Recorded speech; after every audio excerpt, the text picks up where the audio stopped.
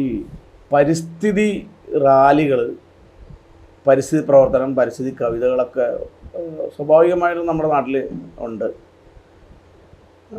പരിസ്ഥിതി പ്രവർത്തനം ഏതാണ്ട് കവിതയാണ് എന്ന് പറയുന്നൊരവസ്ഥയിൽ ഉള്ള സമയത്താണ് ഈ കണ്ടൽ വിത്തുകൾ ശേഖരിക്കുകയും അതുപോലെ കണ്ടൽ കാടുകൾ നട്ടുപിടിപ്പിക്കുകയും, അതായത് പരിസ്ഥിതി പ്രവർത്തനം കവിത മാത്രമല്ല, അതൊരു പ്രവർത്തനമാണെന്ന് എക്സിക്യൂട്ട് ചെയ്യുന്നുണ്ടെന്ന തരത്തിൽ കേരളത്തിൽ ഒരു വലിയൊരു അവബോധം കൊണ്ടുവന്ന വ്യക്തിത്വമാണ് കല്ലൻ പൊക്കൂടൻ, കണ്ടൽ പൊക്കൂടൻ എന്നറിയപ്പെടുന്നു. അദ്ദേഹത്തിന് പരിസ്ഥിതി ഇടപെടലിൻ്റെ ഒരു വലിയ രാഷ്ട്രീയവും കൂടിയാണ്. ഞാൻ അദ്ദേഹത്തെ പരിസ്ഥിതി പ്രവർത്തനം എന്നോടൊപ്പം തന്നെ ഒരു ദളിത്, പ്രത്യേകിച്ച് വടക്കൻ കേരളത്തിലെ ദളിത് മേഖലയിൽ നിന്നും ഉയർന്നു വന്ന ഒരു രാഷ്ട്രീയ വ്യക്തിത്വം എന്നും കൂടി രണ്ട് തരത്തിലാണ് അദ്ദേഹത്തെ ഞാൻ മനസ്സിലാക്കുന്നത്. ജീവിച്ചിരിക്കുമ്പോൾ അദ്ദേഹത്തോടൊപ്പം ഒരുപാട് മീറ്റിങ്ങുകളിൽ പങ്കെടുക്കാൻ കഴിഞ്ഞിട്ടുണ്ട്.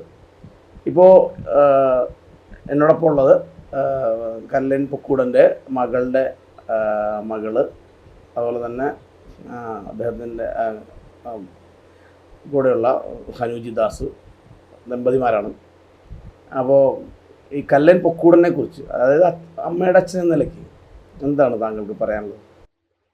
അച്ഛൻ ഏത് വർഷമാണ് മരിക്കുന്ന? ഏത് വർഷമാണ്?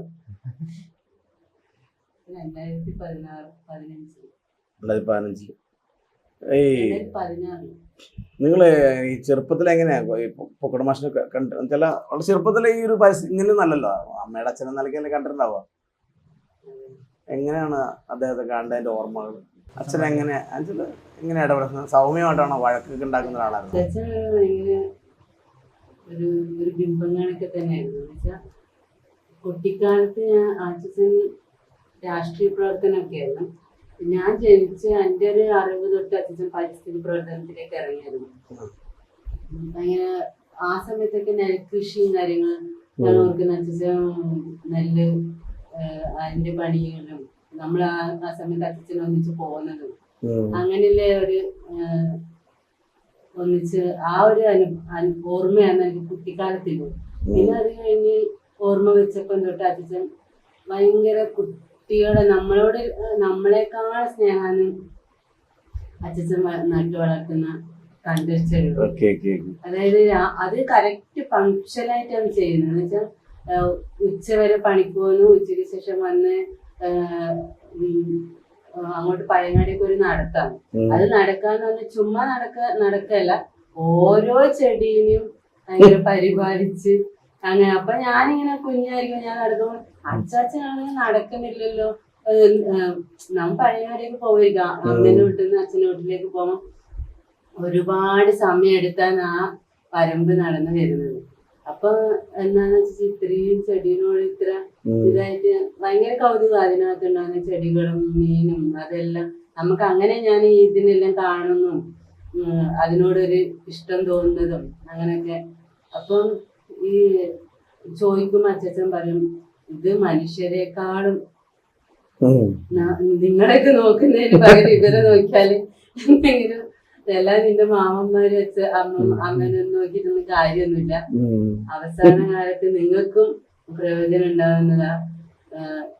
പിന്നെയാണ് പഠിച്ചു വരുമ്പം കണ്ടതിന്റെ പ്രാധാന്യത്തിനെ കുറിച്ച് നമ്മൾ മനസ്സിലാക്കി. ഇത്രയും വലിയൊരു ഇതായിരുന്നു അന്ന്. അച്ഛന് 2ാം ക്ലാസ് വിദ്യാഭ്യാസമേ ഉള്ളൂ. +2 സയൻസ് എടുത്തപ്പോ ബോട്ടണിയിലൊക്കെ നമ്മൾ ഇത് പഠിക്കുന്നുണ്ടായിരുന്നു. ആ സമയത്തൊക്കെയാണ് ഇങ്ങനെയൊക്കെ അച്ഛൻ അന്ന് ഇതിനെ കുറിച്ച് ഇത്രയും ഇതായിട്ട് ഞാൻ BEd പഠിക്കുന്ന സമയത്ത് ഇതൊരു പ്രോജക്റ്റ് ചെയ്തിട്ടുണ്ടായിരുന്നു.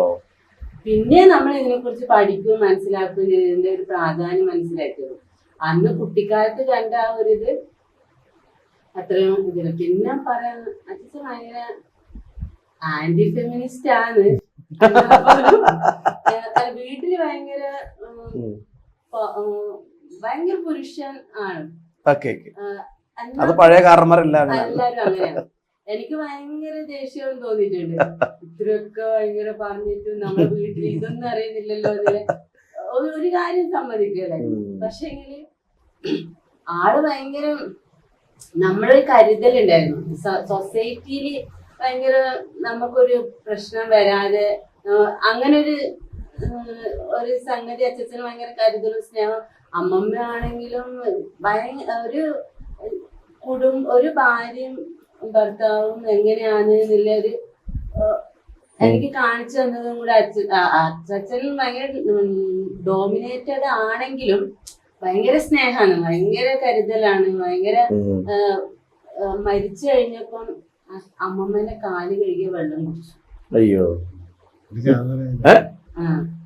അമ്മമ്മ മരിച്ചു കഴിഞ്ഞാൽ അമ്മമ്മയാണ് ആദ്യം ആ മരിച്ചത്. ഒരു പുള്ളി അന്നേരം ഈ ഡോമിനൻസിന്റെ എല്ലാം ഒരു എന്താണ് ഭയങ്കര അതിന്റെ എല്ലാം ഒരു അതിനോടെല്ലാം ഒരു സമരസപ്പെടുന്നതിന് വേണ്ടിയായിരിക്കും മാപ്പ് ചോദിക്കണം. അതുപോലെ തന്നെ എവിടെ പോയാലും ഭാര്യയെ കൊണ്ടുപോകും, കാണിക്കേണ്ട സംഗതികളൊക്കെ കാണിച്ചിട്ടുണ്ട്. പിന്നെ അച്ഛൻ വളരാൻ അമ്മമ്മേന്റെ ഒരു വലിയ ശക്തി ഉണ്ടായിരുന്നു.